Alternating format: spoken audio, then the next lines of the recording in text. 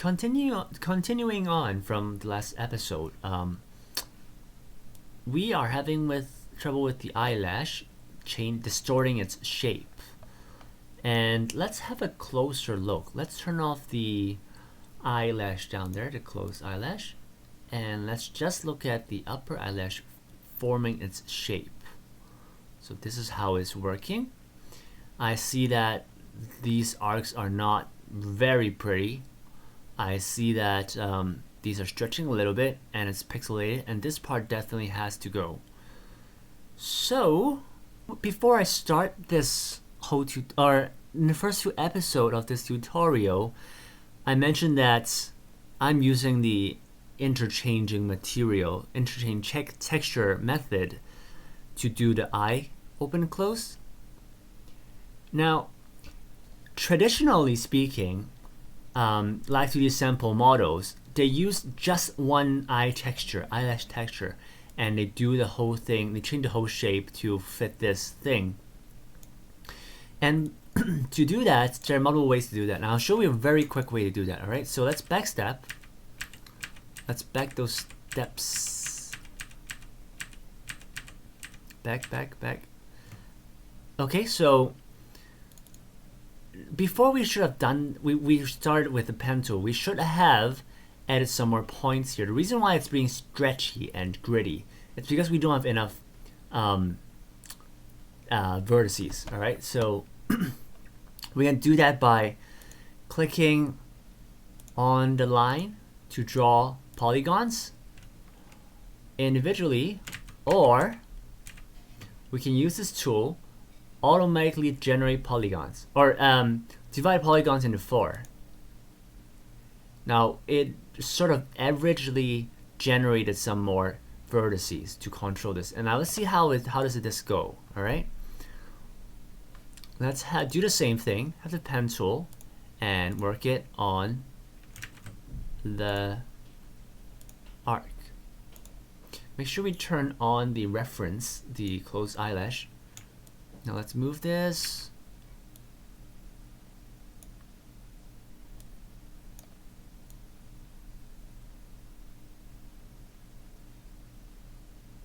Like that.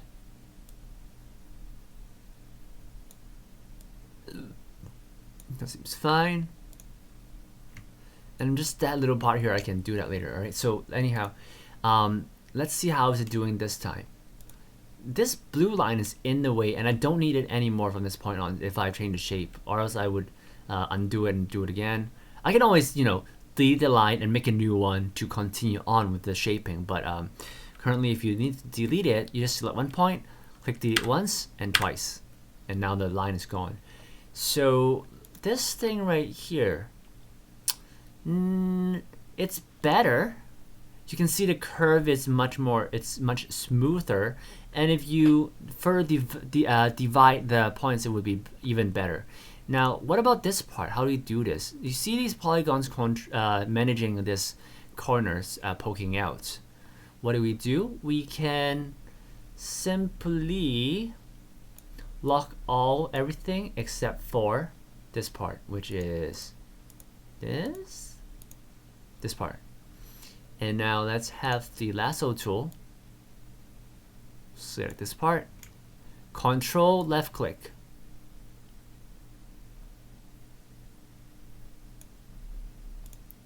Now move this part a little. Actually, this part. This part. Not too good. Okay, let's handle that later.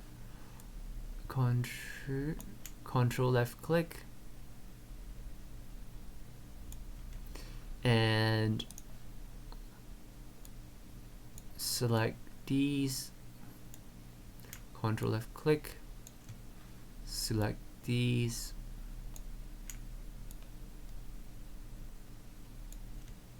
and do it one or twice more. And this part needs to do something about it. I say like this. Well, that part, I don't like that part. So what do? I can just fake it.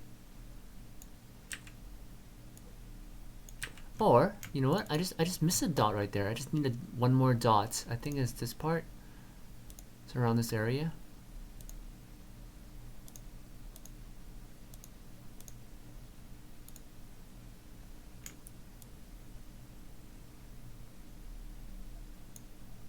I'll see about that. So that's the best I can do for this amount of effort, right? If I can spend like hours and hours, yes, I can finally do that. But to make this eyelash look as perfect as the guide image, which I have here. Hello? Yeah, there you go.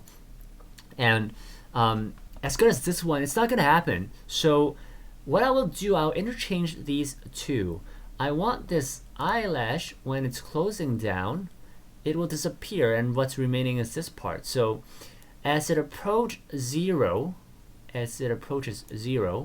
I want the opacity to turn to 0 as well. So you see it slowly diminish as it moves downwards into that piece. Now this part here, I also need it to have the eye open, L, and I'll add 2 points to start with. And when it's closed, it's fine. I just need when it's open, I need it to disappear. So at 1.0 of IL open, this perimeter, which is shared by two objects, one object will, it's invisible while the other one is fully visible. Now as it approaches to 0, they will interchange. But that's kind of weird. It's sort of, at this point, you're seeing two eyelashes are showing up at the same time. And the one is just fading in instead of like blinking in. So how do I do that? How do I add some motion to that? Well, turn it back up first. And now, before we turn down opacity, move this up. Not only move this up, but also give it a curve inverts. This. And let's do the same thing in reverse. So this and this. And maybe this.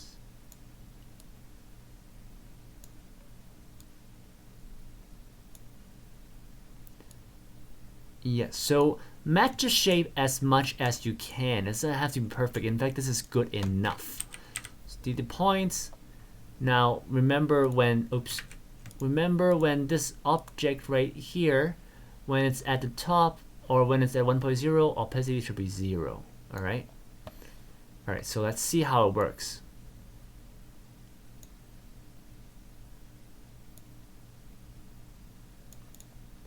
Do you see that? So this is the best way you could interchange between two objects in one perimeter.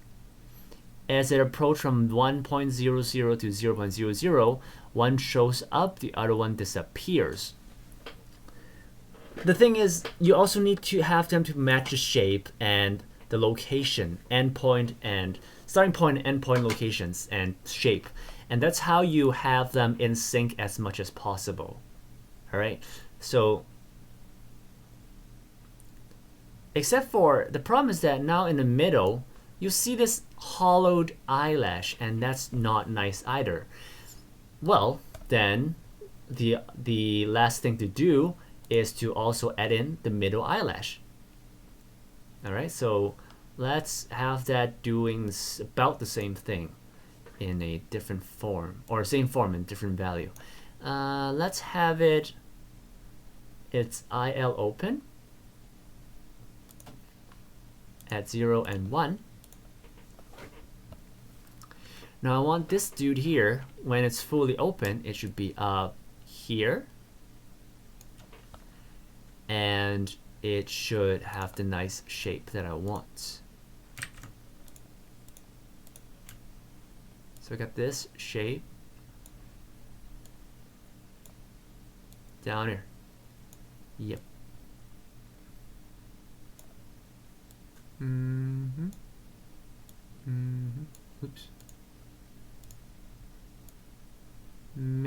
like that.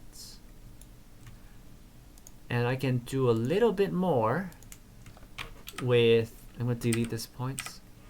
I can do a little bit more with the, I cannot,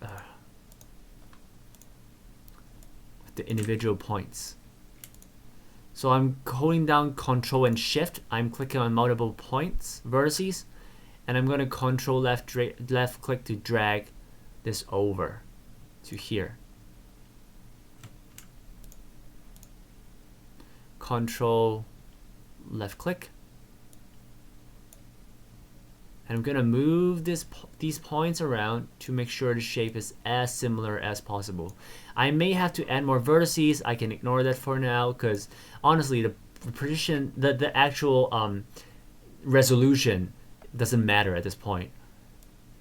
This is in a, I mean at this 1.0 on the perimeter, this eyebrow isn't supposed to even show up. So I mean it's invisible, so it doesn't matter if it looks gritty. So I have that. As it approaches 0, it should go all the way down there.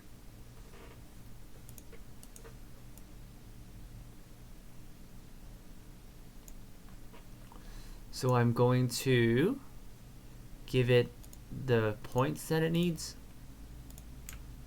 and I'll go them down. Yes.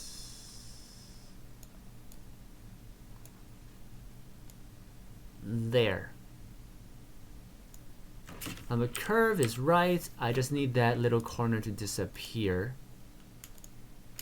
Clicking these vertices, Control, Shift, and left click multiple, and I'll pull them up like that.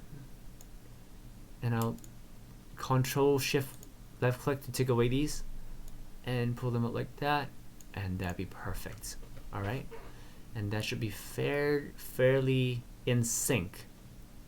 Now the job of this particular, what is this part? Okay, there you go, there you go. The job of this particular object is only showing in the middle, but disappear from end start to the end. Now we cannot have both sides 0 or else it would not even show up at all anywhere on the point. So what it needs is somewhere in the middle, maybe around 50. And let's say when it's at 50, I want it to be at 100%. So it gets from 0% approaching to 100% down to 0% again.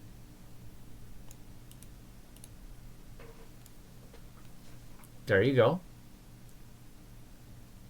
Now we sort of filled up the empty void period right here.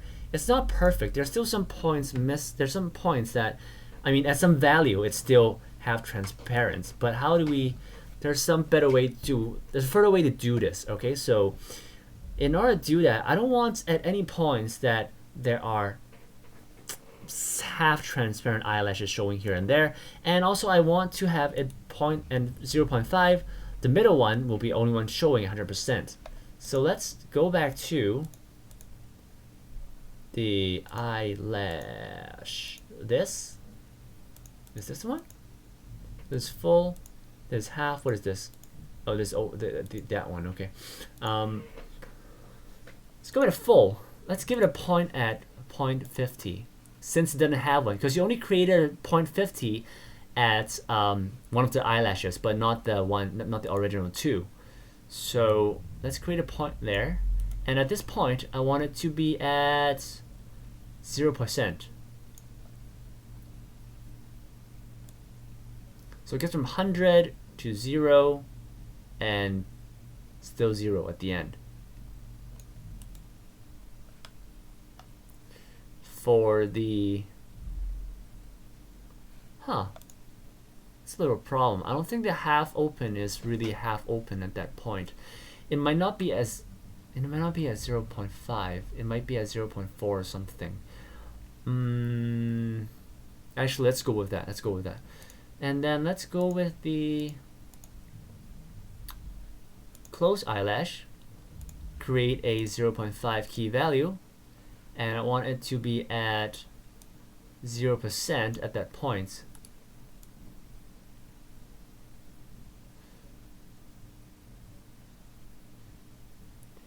I'm still having half transparent moments.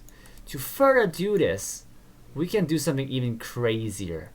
How about let's tell it right before at 0.45 that this buddy here, it's going to be at 50%.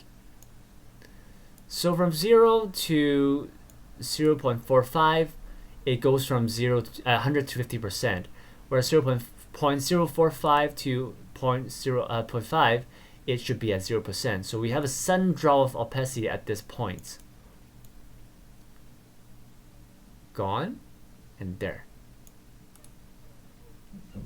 And let's have the open one. Where's the upper one? As it approaches to 0.5, there it is. It should have at least 50%. I can go with 80 if I want. 75, how about that? 75%. 5. This is 74%, and by the 0.5 value, it's down to 0% right there, leaving just the middle eyelash. Now let's deselect everything and have a look. If you still want to have less void time, you gotta move up that number. Let's go all the way to 80, 85. So is the big one or the upper one. When it's at here, it should be at 85. That should cut down the void a little bit more, but it might increase the chance of showing double. All right. Yep.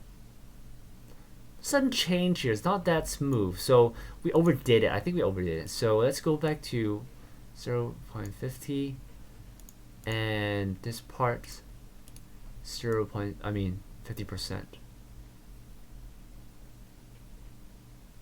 Or else it would look kind of a sudden flip. So that is as perfect as I can pull off for this method. It cannot be it can be 100% perfect, but that's good enough. And besides, when your character is blinking, I mean, the eye moves so fast you won't even notice. Right? So now we have the eyelash blinking, but the eyeball is still showing there. Right. So what do we do? What do we do with the eyeball? We need to hide it. Before SDK or before Cubism 2.0, or yes, from 1.0 to 1.0, we need the extra eye patch here, which I talked in my older videos. But since we're at 2.1, we don't need that anymore. What we do in replace, we use the clip method. So if you are familiar with Photoshop, you know what I'm talking about. We're talking about a clipping mask. And if you don't know what it is, just follow these steps, okay? Let's go to this part. And let's unlock these. Actually, it doesn't matter the eye at all. It should matter the eyeball. So unlock the eyeball group. And let's select right side. Let's duplicate the eye whites. Let's duplicate. Control C, Control V. And now we have eye white L, 2 of them. Except this, I would call it eye white L mask.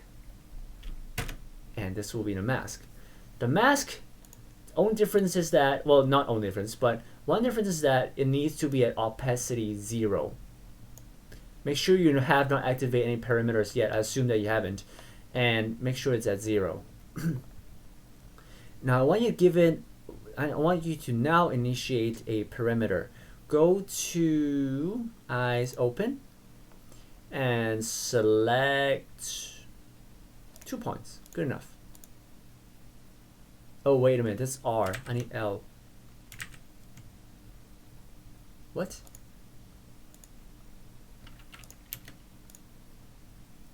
Select the mask. I don't need these points. What I need is IL open. Beginning, end. And as the eye closes, this invisible eye mask will close down. Fold it like that. Push out a little bit. And maybe furthermore.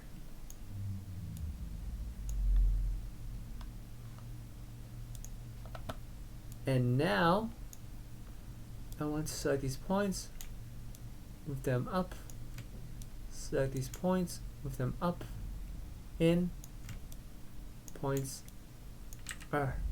in, and make sure it is hidden behind the brown area, which is the closed eyelash.